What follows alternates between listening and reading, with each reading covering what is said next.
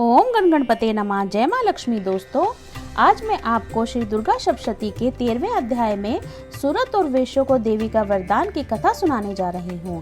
ये पूरा जो महामाते हैं, मैंने दिनों के हिसाब से इसको डिवाइड कर दिया है।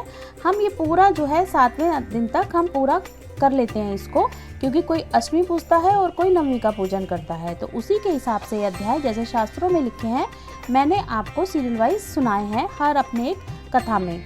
तो आगे बढ़ते हैं। जो उदय काल में सूर्य मंडल की सी कांति धारण करने वाली है, जिनकी 4 भुजाएं और 3 नेत्र हैं, जो अपने हाथों में पाश, अंकुश, वर एवं अभय मुद्रा धारण किए हुए हैं, उन शिवा देवी का मैं ध्यान करता हूँ। ऋषि कहते हैं, हे राजन, इस प्रकार मैंने तुमसे देवी के उत्तम महामाते का वर्णन किया है, जो इस जगत को धारण करती हैं।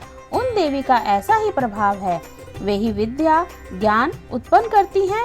भगवान विष्णु की माया स्वरूपा उस भगवती के द्वारा ही तुम ये वेश्ये तथा अन्य विवेकी जन मोहित हुए हैं और आगे भी मोहित होंगे। महाराज, तुम उन्हीं परमेश्वरी की शरण में जाओ। उनकी आराधना करने पर वे ही मनुष्यों का भोग, स्वर्ग तथा मोक्ष प्रदान करती हैं। मार्कंडेय जी कहते हैं, कौस्तुभकी जी, मेधा मुनि के वचन सुनकर राजा सूरत ने उत्तम व्रत का पालन करने वाले उन महाभाग महर्षियों को प्रणाम किया। वे अत्यंत ममता और राज्यापरण से बहुत खिन्न हो चुके थे। महामुने, इसलिए विरक्त होकर वे राजा तथा वैश्य तत्काल तपस्या को चले गए और वे जगदम्बा के दर्शन करने के लिए नदी के तट पर रहकर तपस्या करने लगे। वे वैश्य उत्तम देवी सूक्त का जप करते हुए तपस्या में प्रवृत्त हुए। वे दोनों नदी के तट पर देवी की मिट्टी की मूर्ति बनाकर पुष्प, धूप और हवन आदि के द्वारा उनकी आराधना करने लगे।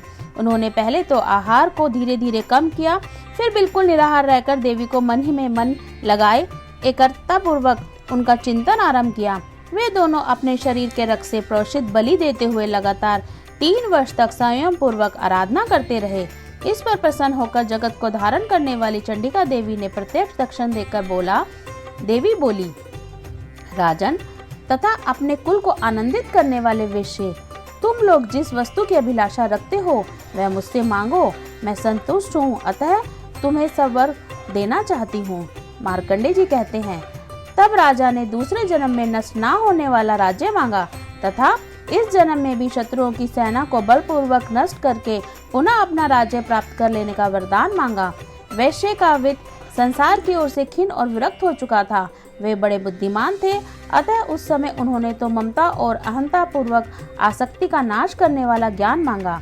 देवी बोली, राजन, तुम थोड़े ही दिनों में शत्रुओं को मारकर अपना राज्य प्राप्त कर लोगे। अब वहाँ तुम्हारा राज्य स्थिर रहेगा। फिर मृत्यु के पश्चात तुम भगवान विश्वान यानी सूर्य के अंश से जन्म लेकर इस पृथ्वी पर सारुणिक मनु के नाम से विख्यात होगे। वैश्यवर, तुमने भी जिस वर को मुझसे प्राप्त करने की इच्छा कही है, मैं उसे देती हूँ। तुम मोक्ष के लिए ज्ञान प्राप्त करोगे। मार्कंडेय जी कहते हैं, इस प्रकार इन दोनों को मनोवांछित वर देकर और उनके द्वारा भक्ति पूर्वक अपनी स्तुति सुनकर देवी अंबिका तत्काल अंतर्ध्यान हो गई।